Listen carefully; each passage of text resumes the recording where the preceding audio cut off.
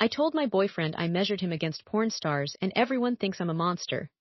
They're not wrong, but they're missing the point. I didn't say it to hurt him. I said it because I couldn't carry the weight of what I'd actually been doing anymore. Now he's gone, my friends have labeled me abusive, and I'm facing that I destroyed 3 years with the person who understood me best. The real horror isn't what I said, it's what I did for 18 months before those words ever left my mouth. I'm going to explain everything, the folder, the group chat, the videos I made him watch without him knowing why. By the time you hear what I did during our anniversary trip, you'll understand why comparing him to porn was the kindest part of the truth. The problem started with my body, not Jake's mine. For 2 years, I'd faked every orgasm. Not because Jake was bad in bed, but because I couldn't get out of my own head. The more I tried to relax, the more I performed. I started watching porn alone, not to get off, but to study. I'd pause on specific moments, the angle of a hip, the timing of a thrust, the way a performer's fingers curled. I told myself it was research. I was just a woman trying to understand why my body betrayed me. Jake noticed I was distracted during sex. "Where do you go?" he asked one night, his hand on my cheek. I said I was just tired.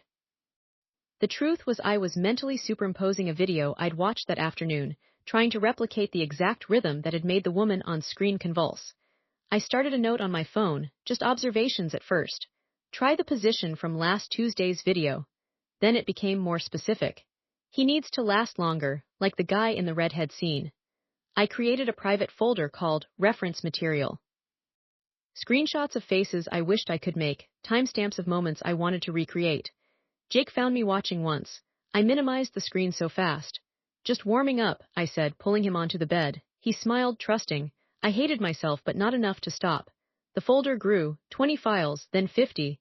I organized them by category: technique, stamina, intensity.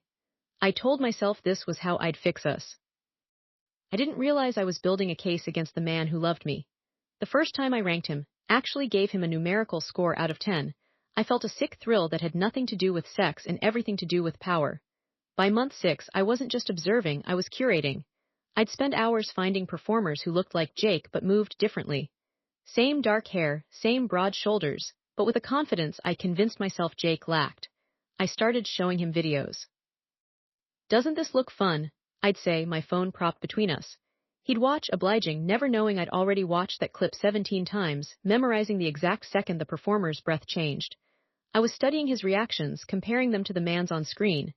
Did Jake's eyes widen the same way? Did his jaw clench with the same hunger? I started a spreadsheet. Columns for date, video reference, Jake's response, accuracy to source material. I was scoring my boyfriend against strangers having sex. I told myself this was communication. I was just being direct about my needs.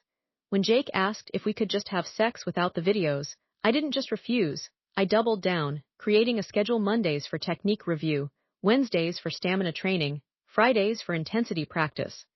The first time I noticed him hesitating before touching me, I told myself he was finally learning.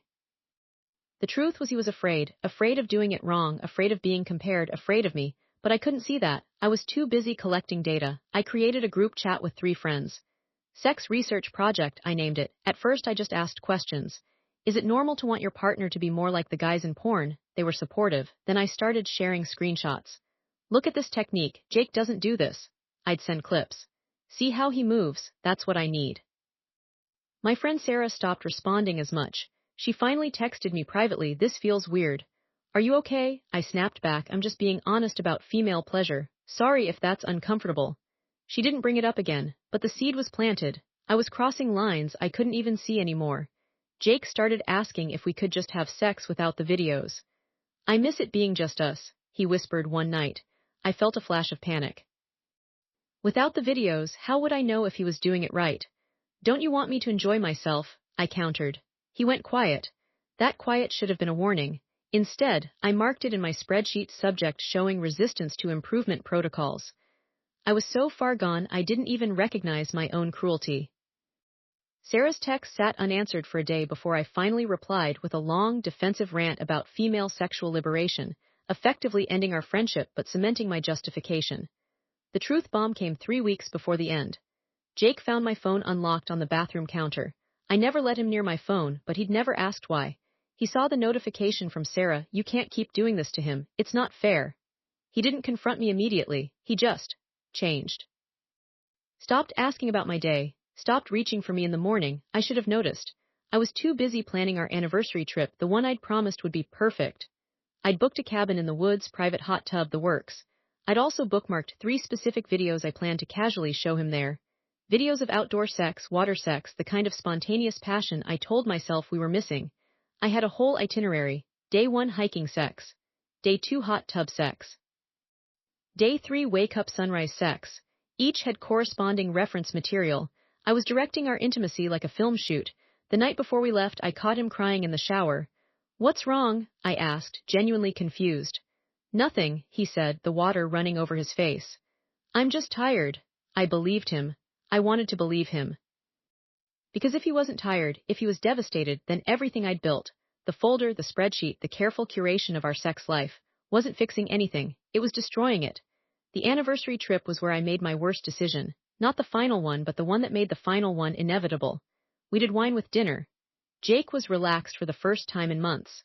He'd planned a surprise couples massage in our cabin. The masseuse arrived, a man with hands like a sculptor.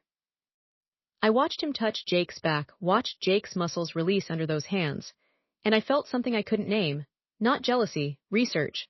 I found myself wondering what those hands would feel like on me, not because I wanted the masseuse, but because I wanted to compare. To know if someone else's touch could unlock something in me that Jake's couldn't. I asked the masseuse if he offered individual sessions. He said yes. I booked one for the next morning, while Jake was scheduled for a guided nature walk. I told myself it was just a massage, but I knew, even then, I was collecting another data point.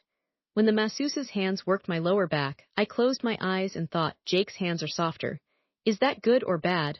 I was in a beautiful cabin in the woods, having paid a stranger to touch me so I could mentally compare him to my boyfriend. That's how far I'd fallen. When we returned home, Jake was silent during the entire 4-hour drive. I asked what was wrong. He said he was just processing the trip. Processing what? I pressed. It just felt structured, he said carefully. Like you had a plan for everything. I laughed it off. I just wanted it to be special. He nodded, but his eyes stayed on the road. That night, he didn't try to touch me. He just rolled over and went to sleep. I lay awake, staring at the ceiling, and for the first time felt the creeping dread that maybe I'd broken something that couldn't be fixed. I opened my phone and scrolled through the folder. 87 files now. 87 moments where I'd chosen a fantasy over the real man sleeping next to me. I should have deleted it then. I should have thrown my phone into the lake. Instead, I added a new column to the spreadsheet, subjects emotional availability post-trip. I was still trying to quantify what I'd destroyed. The breaking point came 2 days later. Jake sat me down on our couch, the one where we'd first had sex back when I didn't need a folder to feel something. I need to ask you something, he said, his voice steady but thin. Are you attracted to me, like actually attracted to me, or am I just convenient? I laughed, a sharp, defensive sound. What kind of question is that? The kind I need answered, he said. Because I feel like I'm failing some test I never agreed to take. The air left the room. What are you talking about? I managed. He pulled out his phone. He'd taken screenshots, my group chat, the comparisons, the way I'd described his inadequacies to my friends. Sarah had sent them to him. She'd chosen his side. Good for her. You showed my body to your friends, he whispered. Not angry, broken. You let them vote on whether I was good enough. I had nothing. No spreadsheet could quantify the look on his face.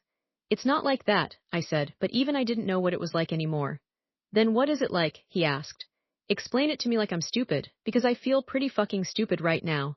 I tried. God help me, I tried. I told him about the faking, the research, the desperate need to fix something I thought was broken in me. I told him the folder was for us, not against him. I told him I loved him.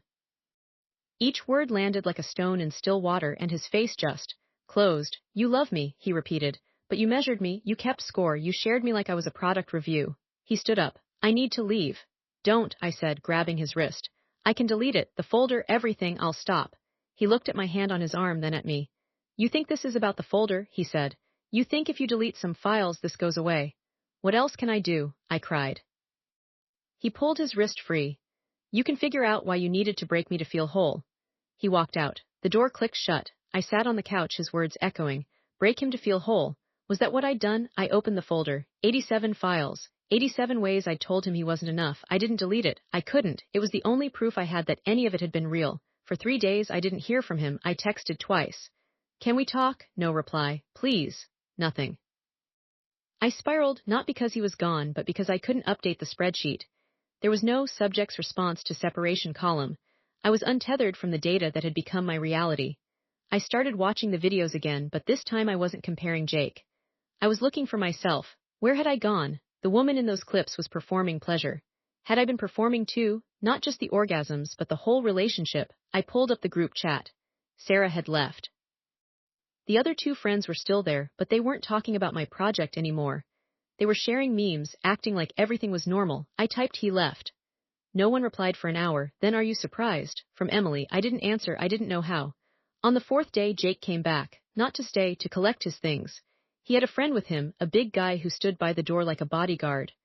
I don't want this to be difficult, Jake said, his voice formal. I'm just here for my stuff.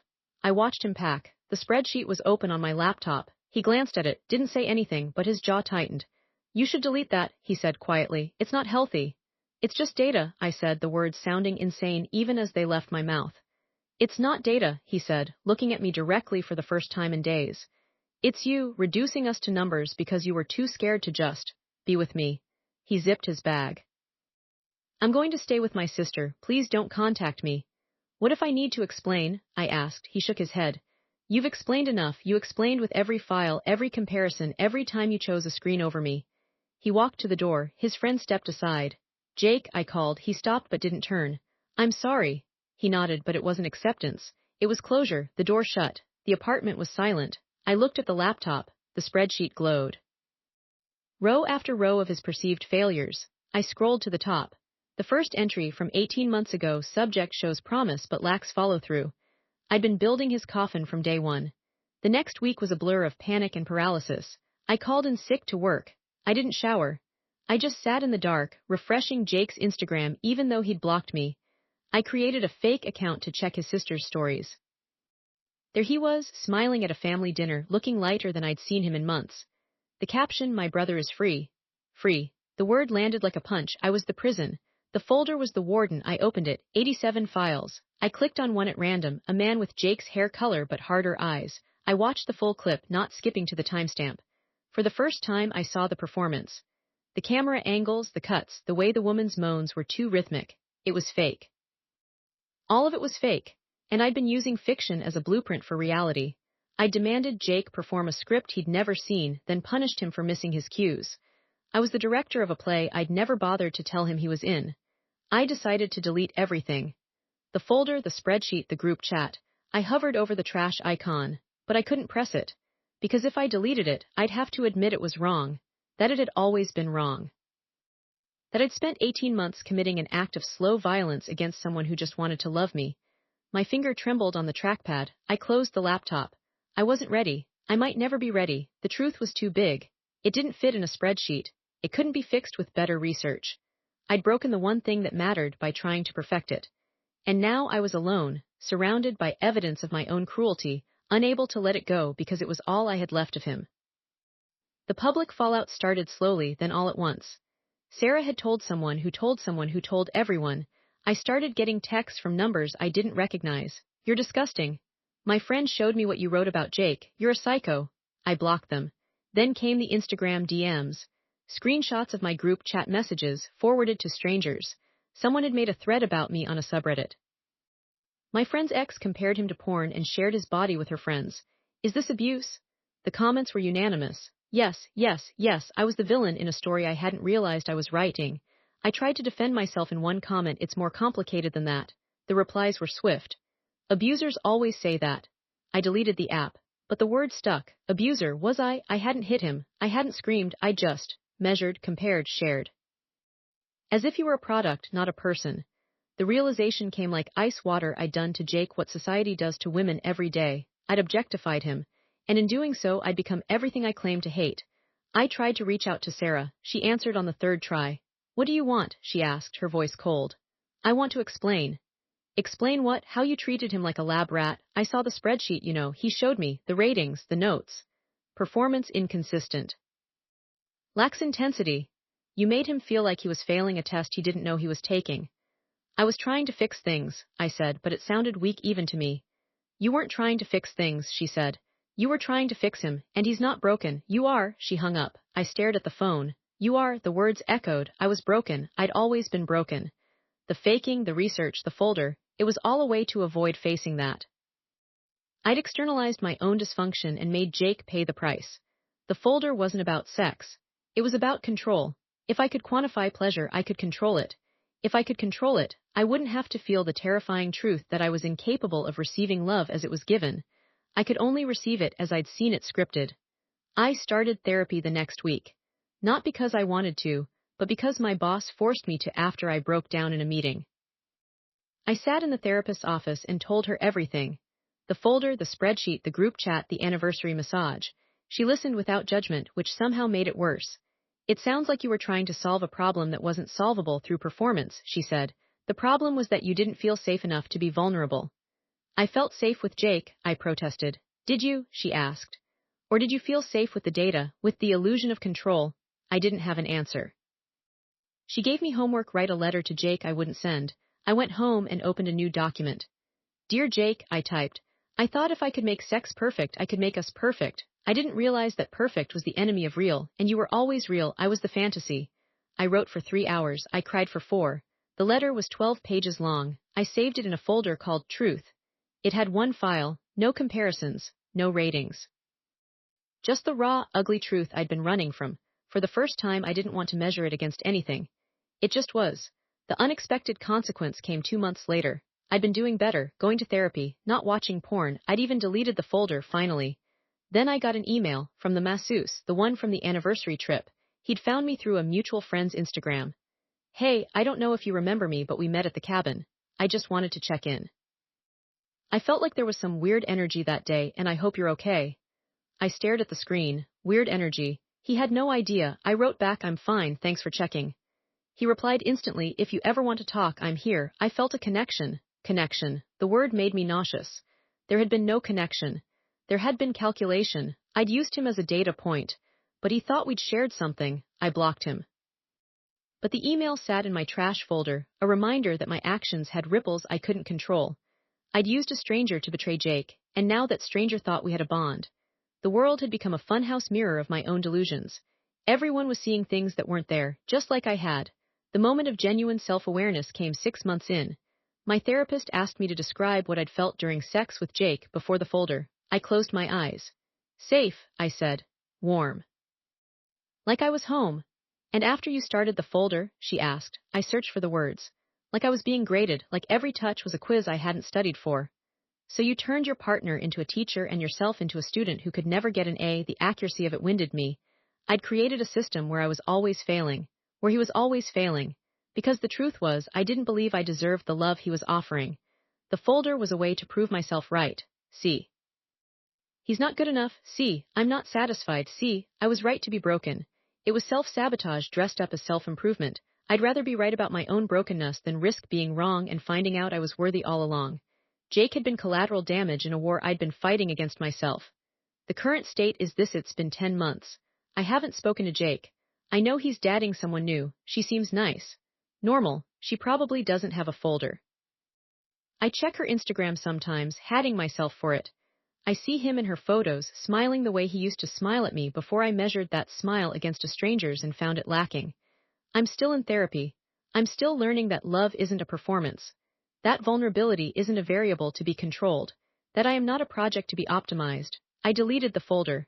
I deleted the spreadsheet. I deleted the group chat. But I can't delete what I did. I can't unbreak what I broke. I told him I compared him to porn. He stopped trying and left. What I didn't tell him was that the comparison was never about his body or his technique. It was about my inability to accept that real love is messy and unquantifiable and terrifying. I wanted a script. He offered reality. I chose wrong. I'm telling this story now because yesterday I saw him, in person, at the grocery store. He was with her. They were laughing over avocados. He looked happy, truly happy. The kind of happy that doesn't need a spreadsheet to validate it. I ducked behind a cereal display and watched them.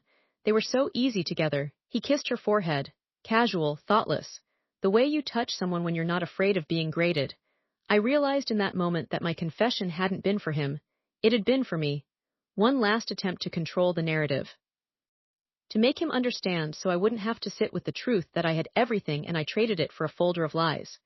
So here I am, telling strangers on the internet because I can't tell him, because he's moved on, because he shouldn't have to carry my confession anymore. But I still have to carry what I did. And what I did was worse than comparing him to porn. What I did was treat love like a science experiment and wonder why it died. So judge me, call me an abuser. Call me broken, you're not wrong, but you're missing the point. The point is that I know now what I was doing, and knowing doesn't fix it. It just means I have to live with it. And I do, every single day.